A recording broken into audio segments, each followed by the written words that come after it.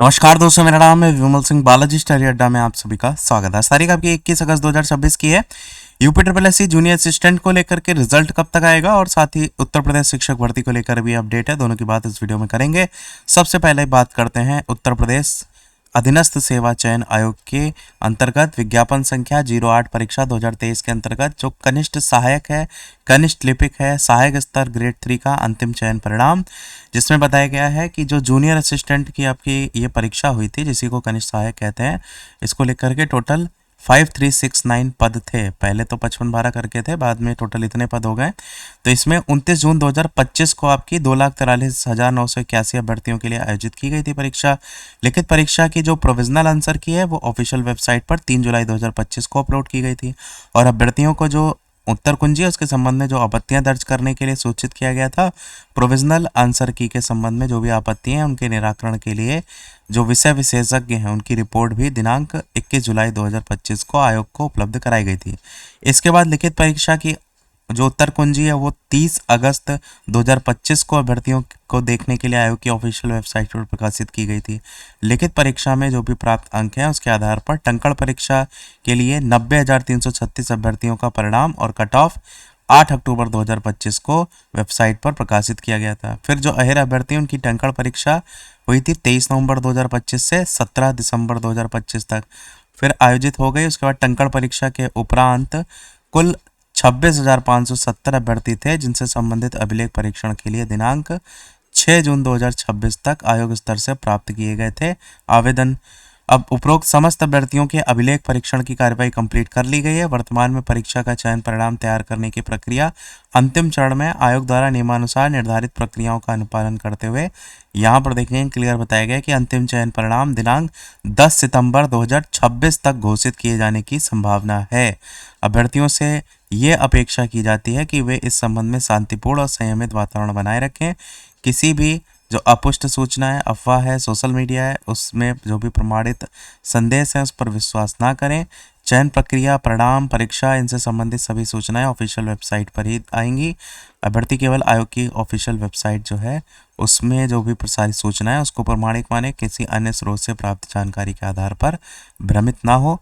इस अवधि में आयोग द्वारा विभिन्न तकनीकी उपायों के माध्यम से चयन प्रक्रिया में तेजी लाने के लिए निरंतर प्रयास किए जा रहे हैं। आयोग द्वारा अनेक परीक्षाओं तथा उनसे संबंधित विभिन्न चरणों की कार्यवाही भी लगातार चल रही है। अतः सभी संबंधित से अपील की जाती है कि कोई ऐसा कार्य ना करें जिससे उपयुक्त परीक्षा अथवा अन्य परीक्षाओं के आयोजन, प्रक्रिया या परिणाम में किसी प्रकार की को लेकर के व्यवधान उत्पन्न होने की संभावना हो। हितों को लेकर निष्पक्षता, चयन प्रक्रिया, विश्वसनीयता को लेकर सर्वोच्च प्राथमिकता दी जा रही है। संबंधित व्यक्ति प्रत्येक जो भी निर्धारित नियम है, मानक है, उसके अकॉर्डिंग संपन्न की जा रही है।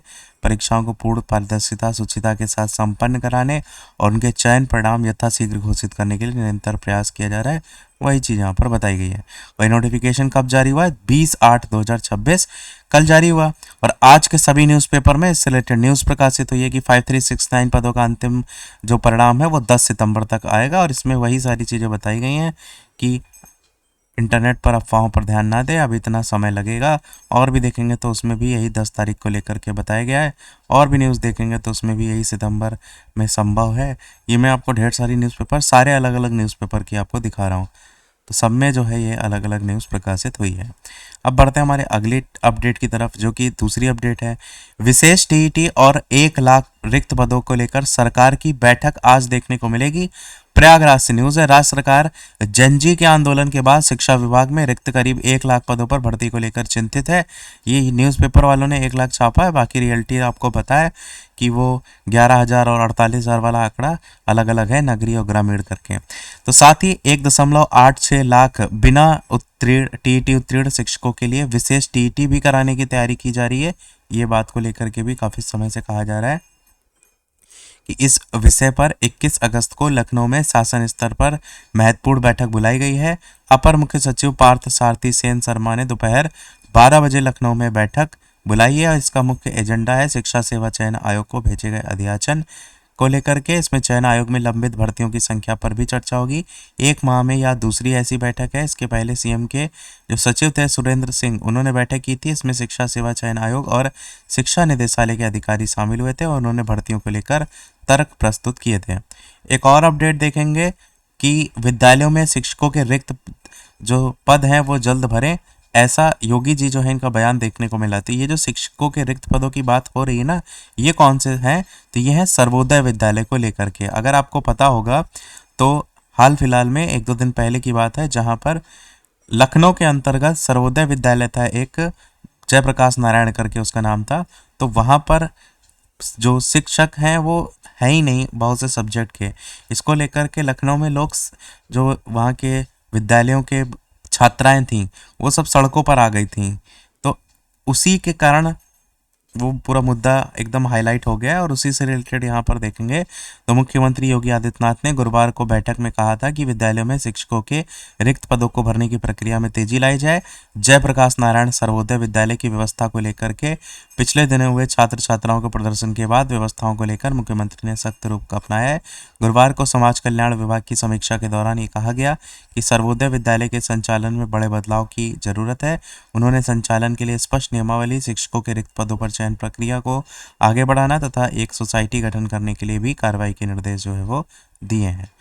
तो ये था इस ओवरऑल सभी अपडेट में। कोई प्रश्न हो कमेंट में पूछ लीजिएगा, वीडियो लाइक से सब्सक्राइब कीजिएगा। मिलते हैं अगले अपडेट में, तब तक के लिए सभी को नमस्कार, जय हिंद।